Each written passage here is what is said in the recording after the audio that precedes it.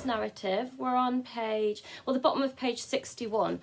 Where we just finished off last time was Hyde getting very impatient, asking Lanyon to give him the ingredients to the potion. And he has just apologised to Lanyon. He said, "I beg your pardon, Dr. Lanyon. What you say is very well founded, and my impatience has shown its heels to my politeness. I come here at the instance of your colleague, Dr. Henry Jekyll, on a piece of business of some moment, and I understood." He paused and put his hand to his throat, and I could see, in spite of his collected manner, that he was wrestling against the approaches of the hysteria. "I understood a draw." But here I took pity on my visitor's suspense, and some perhaps on my own growing curiosity. Arguably, there are some intertextual links there. Intertextual links with, in the first instance, perhaps the Bible, perhaps it's a biblical reference. The tale of Adam and Eve. There was the tree of knowledge with the apple. Eve bit into that, and then they were cast out from the Garden of Eden because of that. So their curiosity was their downfall. And we know with Lanyon, him wanting to see this transformation, that as well for him transpires to be his own downfall as well. This real focus on Lanyon's curiosity. It could also be an intertextual link being made with the story of Faust. A legend about a guy named Faust who basically traded off his soul to the devil for 20 years of unlimited knowledge and pleasure. So again, somebody for whom pursuing their curiosity ended up being their downfall. And it's true of not just Lanyon with this novella, but also Jekyll, him having pursued knowledge that went kind of beyond traditional science, seeking to know more. That ended up very much being Jekyll's downfall too. Where are we up to? "There it is, sir," said I, pointing to the drawer, where it lay on the floor behind a table and still covered with the sheet. He sprang to it, and then paused and laid his hand upon his heart. I could hear his teeth grate with the convulsive action of his jaws. This description of Hyde is really interesting. It says that he sprang to it. So springing up, springing forwards is something that an animal would do, arguably, that verb there. Furthermore, kind of grating his teeth and grinding his jaws, that's something a predator would do. It makes him seem predatory, it makes him seem animalistic. It again draws links with man's inner primitive nature. And his face was so ghastly to see that I grew alarmed both for his life and reason. "Compose yourself," said I. He turned a dreadful smile to me. That oxymoron there, a dreadful smile, is really creepy, and it's linking to the way in which Hyde takes pleasure in that which is by others seen as wrong or dreadful or whatever else. That's something that brings him pleasure. And as if with the decision of despair, plucked away the sheet. At sight of the contents, he uttered one loud sob of such immense relief that I sat petrified. These characters again displaying real extremes of emotion, heightened emotion being a key convention of the Gothic genre.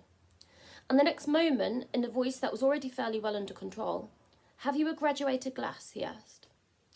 I rose from my place with something of an effort and gave him what he asked. He thanked me with a smiling nod, measured out a few minimums of the red tincture, and added one of the powders.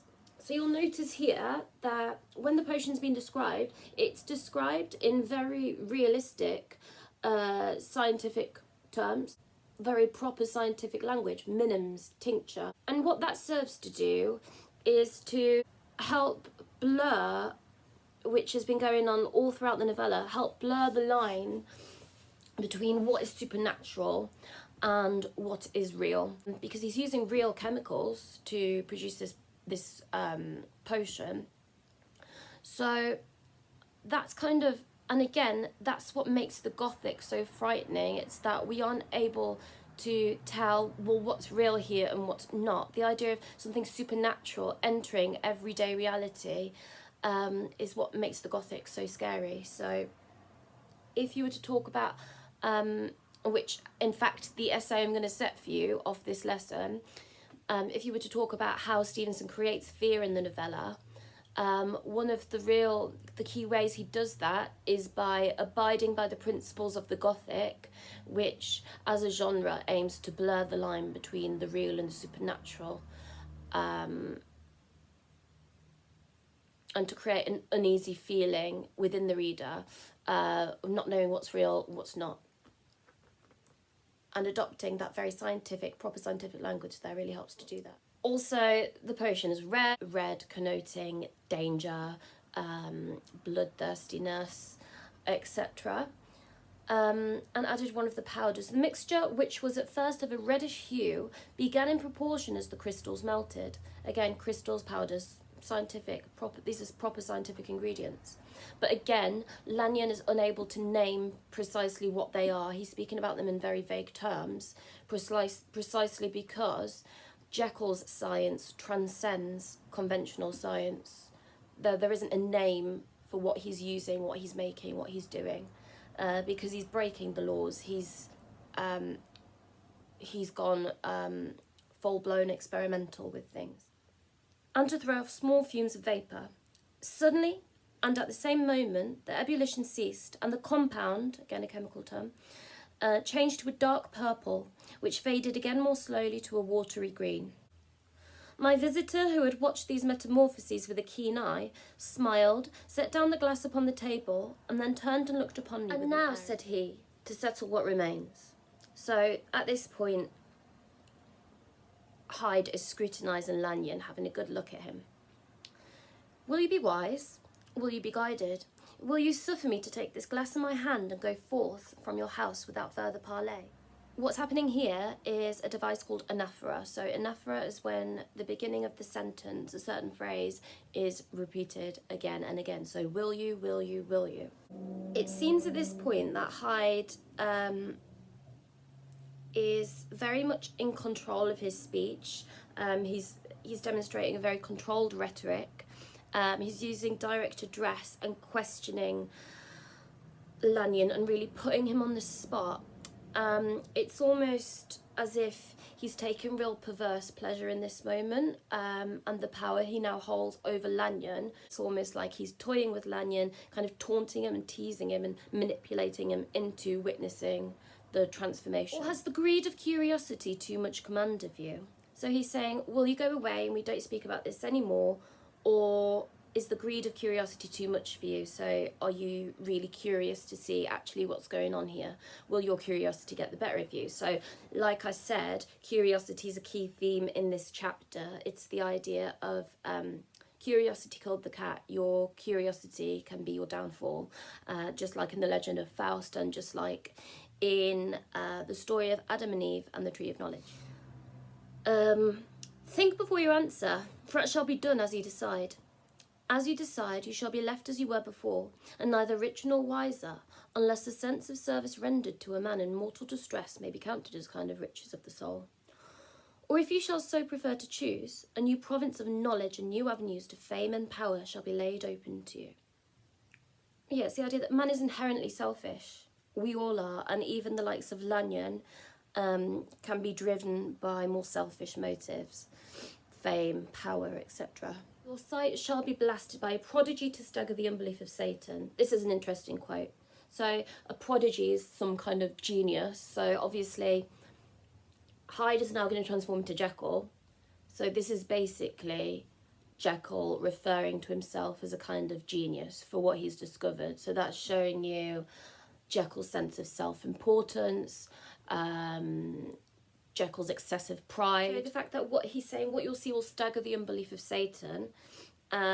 Basically, even Satan would be in disbelief at what was seen there. Because what Hyde is Hyde is now, he's been compared to the devil, compared to Satan consistently throughout the novella, but now he's more than that. He's more evil than the devil could even imagine. So he's evil incarnate. He is the epitome of evil now. Sir, said I, affecting a coolness that I was far from truly possessing, you speak enigmas, and you will perhaps not wonder that I hear you with no very strong impression of belief. But I've gone too far in the way of inexplicable services to pause before I see the end. His curiosity's got the better of him in this case. It is well, replied my visitor. Lanyon, you remember your vows. What follows is under the seal of our profession.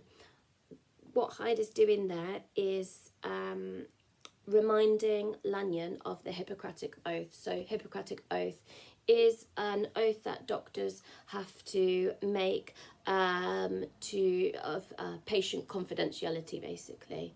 So again, secrecy, keeping things hidden, a recurrent theme right throughout the novella. And now, you who have so long been bound to the most narrow and material view. That's Hyde criticising Lanyon for his very objectivist, narrow mindset, viewing the world in a very black and white way. You who have denied the virtue of transcendental medicine.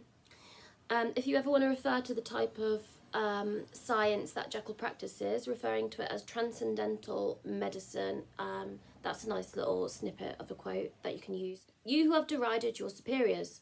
Behold, again, you can see that's Jekyll's own self-importance coming through there. He's referring to, well, Hyde is referring to Jekyll as Lanyon's superior.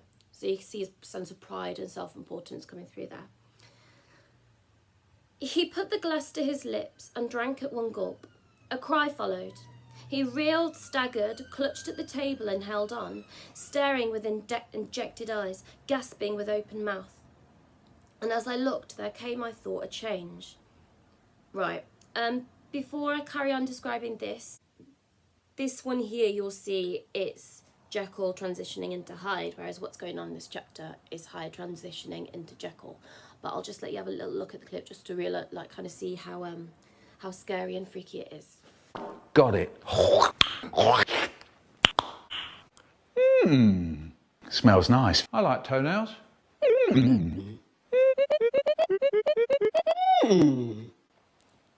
Don't do it, Michael! No, I want to. Bendy, Michael, don't do it! Bendy! Sorry, wrong clip. Give me a second.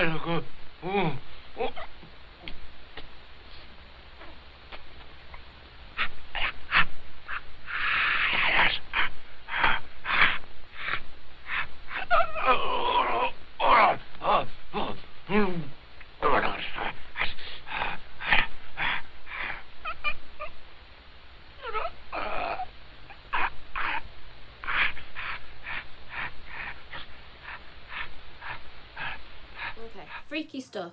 So if we look at the way that it's been described in writing, then it says that Hyde, he reeled, staggered, clutched at the table and held on. A lot of kinetic energy coming from this scene. Reeled, staggered, clutched. Very active verbs, kind of list of three. There's a lot going on all at once. It gives the scene a very frantic and panic tone, which really helps to add to the horror of the situation. Staring with injected eyes, that image of injecting an eye is really disturbing and unsettling, very violent imagery, again, which makes it very frightening, what's going on here. Gasping with open mouth, and as I looked, there came, I thought, a change. He seemed to swell. His face became suddenly black. Right, this is really interesting, because why has he said that his face has become suddenly black? I don't think he means literally it's turned black. Maybe black because what he's witnessing is evil incarnate, it's darkness itself, hence why his face is black. Maybe it's black, it's just a blank to Lanyon, because what he's witnessing, this transformation, this supernatural metamorphosis, that's not something that Lanyon can compute. In his very level-headed, objective view of reality, he can't conceive of that. That doesn't make sense. and for that reason he's just seen black, because he can't compute what's going on before him. So yeah, a couple of ways of reading into that. Or maybe it just defies description altogether. There are no words because it's so terrifying, so evil, what he's witnessing. And the features seem to melt and alter.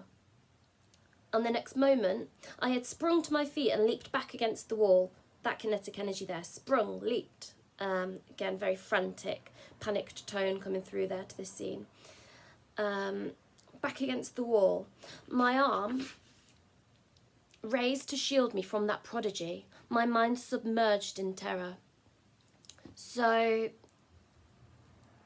submerged in terror, there's a nice metaphor there. It's a real extreme, all-consuming fear that Lanyon is undergoing here. And you'll see right throughout this extract here a real semantic field of horror, terror, fear. It just permeates the whole extract, as it does elsewhere in the novella as well. "Oh God," I screamed, and "Oh God," again and again, for there before my eyes, pale and shaken and half fainting and groping before him with his hands like a man restored from death, there stood Henry Jekyll. That apostrophe of Lanyon, just to show oh God, shows his extreme fear in this moment. Calling out to God as well, maybe, because we know Victorian society being extremely God-fearing.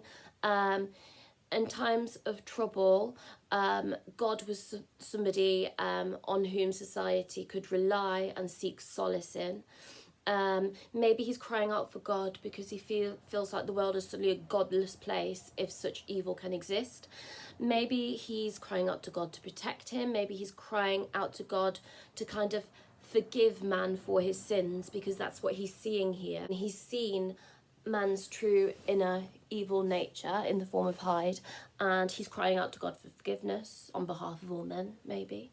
Maybe he feels abandoned by God in a world where this kind of evil exists. Jekyll is referred to as like a man restored from death. That simile really creates an air of the supernatural. The Gothic is very much about touching on the bounds of normality, the extremities of normal experience, about blurring the line, for example, between life and death, which is going on there, which went on before when Hyde was presumably dead but still moved, transcending the normal boundaries of human experience. There stood Henry Jekyll. What you'll notice as well, we can make a comment on sentence forms here. Making comments on sentence forms is always good. Quite often it's the one thing that people forget to do, but you really must where you can. That sentence is a very long sentence, very complex sentence, filled with numerous clauses.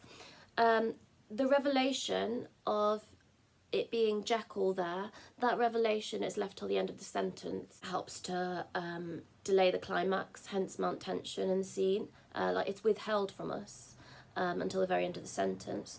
Also, perhaps so that we can very much feel as though we are in Lanyon's perspective in that moment, in that confused perspective where he doesn't quite know what's going on, and it's not until the last moment that the penny drops, so we can share in Lanyon's confusion there. And we have more, as we read on, we have more information being withheld from us, because now what you've got, now Lanyon goes on to talk about what Jekyll told him in the next hour, but he won't say what Jekyll told him.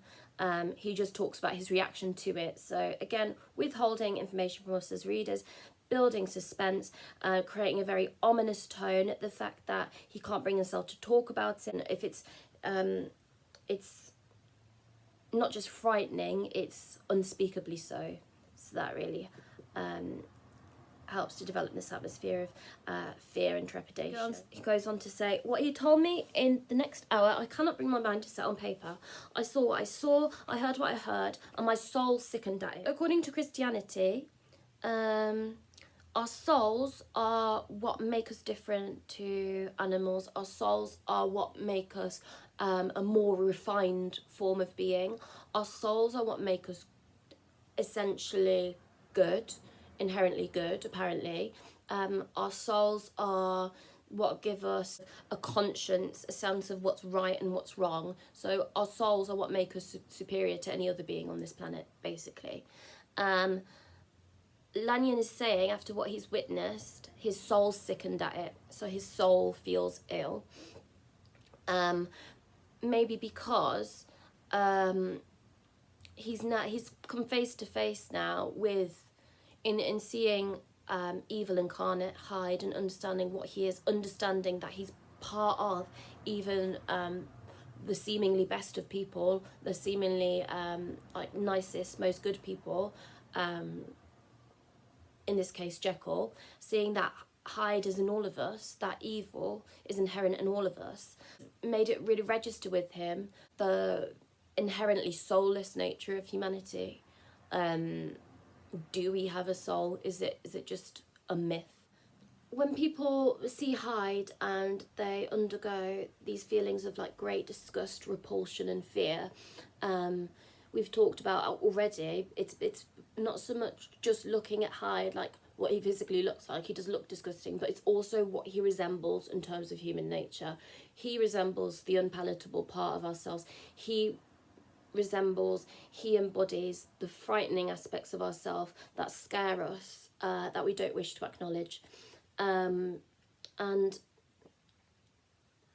Lanyon now has been let in on that secret. He's been made aware that there is a Hyde in all of us, in the best of us, in the seemingly best of us. And it's not just the sight of the transformation that terrifies him, but it's that very fact, the evil that lies at the heart of humanity, and hence his soul sickening. And yet now, when that sight is faded from my eyes, I ask myself if I believe it, and I cannot answer. So it's kind of threefold for Lanyon. So it's terrifying, just like seeing this like supernatural metamorphosis. That's really terrifying. It's just in itself. It's terrifying because of what it means for man, for human nature. It's also terrifying to him because it's rocked his world, basically. His conception of reality, this like very objective, fixed, concrete reality that he's bought into for his whole life, that he feels like he's a kind of master in all of its laws and rules, and in the logic under which it operates. He feels like he's a master of all of that. Suddenly, he's realised that that worldview is a very limited one, a very narrow one. There are things that he cannot master or understand that don't fit into his neat worldview, his neat perception of reality, and that's terrifying. His whole universe is shattered, basically. His whole sense of reason, rationale, no longer stands. And so he's really struggling. He doesn't want to believe it. If he believes that, what he just saw, then the world doesn't make sense anymore, and that's something very frightening. And it really sums up, in terms of context, really sums up those fin de siècle fears. They're really being played on here. The idea of, well, can I believe in God? Where did we come from as human beings? Are we just animals? Do we have a soul? All of those questions are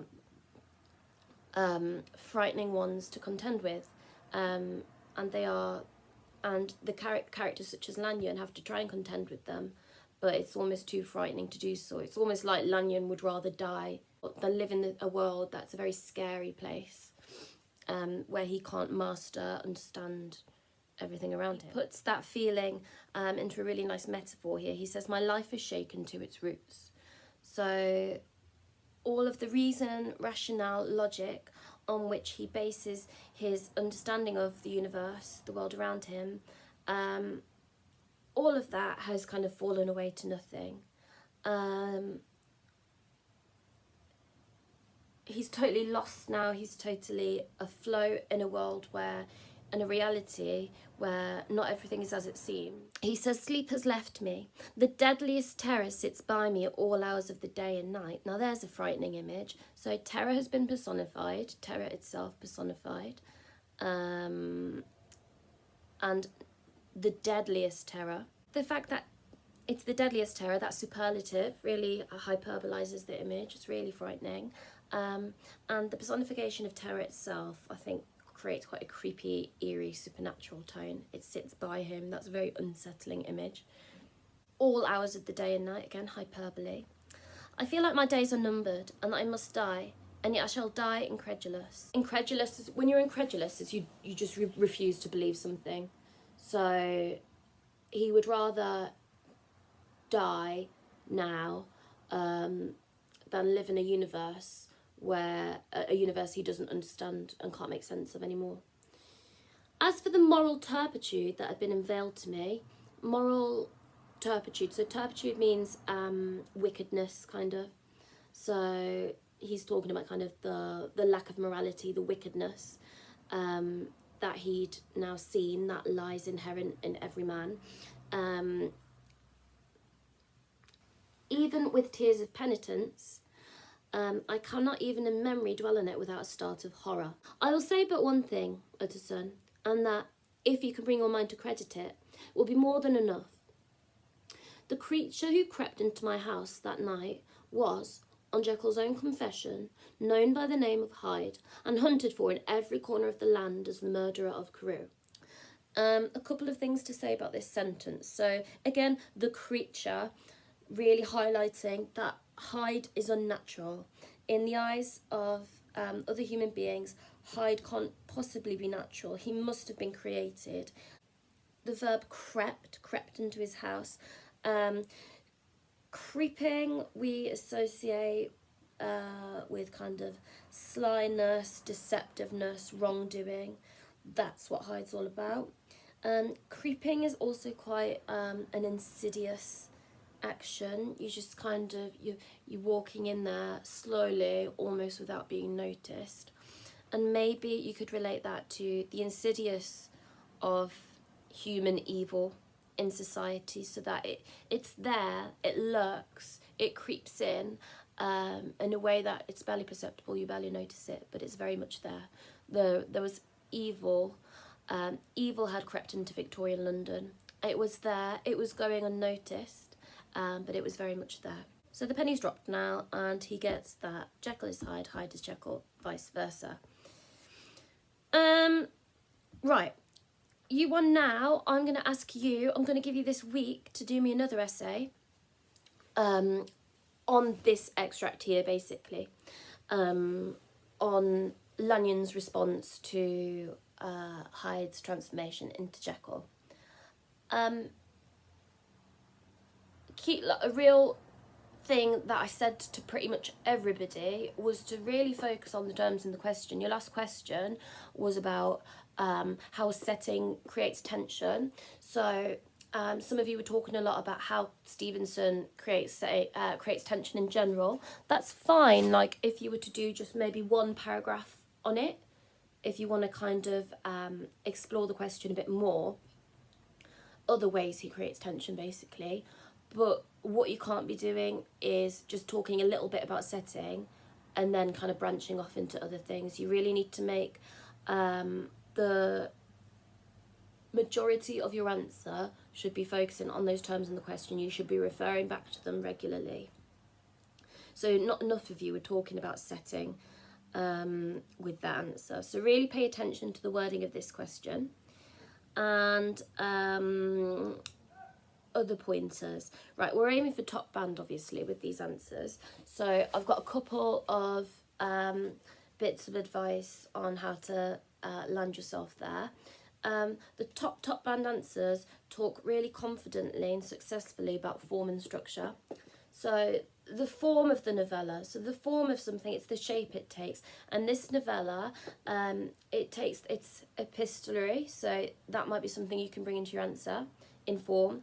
And also in genre, it's Gothic. So could you talk about Gothic conventions and how they create for you, for example? Structure, so structurally we're talking about like foreshadowing, withholding information. Perspective has been used really cleverly before by Stevenson. For example, when Sir Danvers Carew, his murder, were witnessing that through the perspective of the maid, who's a very vulnerable, bystander, it heightens the fear of the situation. Here, the person to first witness this metamorphosis, this massive supernatural event, is Lanyon. Lanyon being the epitome of rational. Lanyon, we think, being totally level-headed and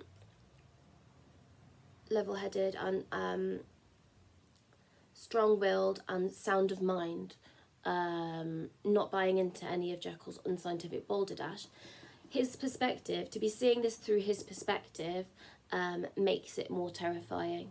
So that's something you could talk about, perspective. Obviously, the climax is delayed to heighten tension and to cultivate more fear in the reader. So try and talk about form, try and talk about structure, try and talk about sentence forms if you can. Try and make sure your answer is really keenly focused on the terms in the question, what the question is asking.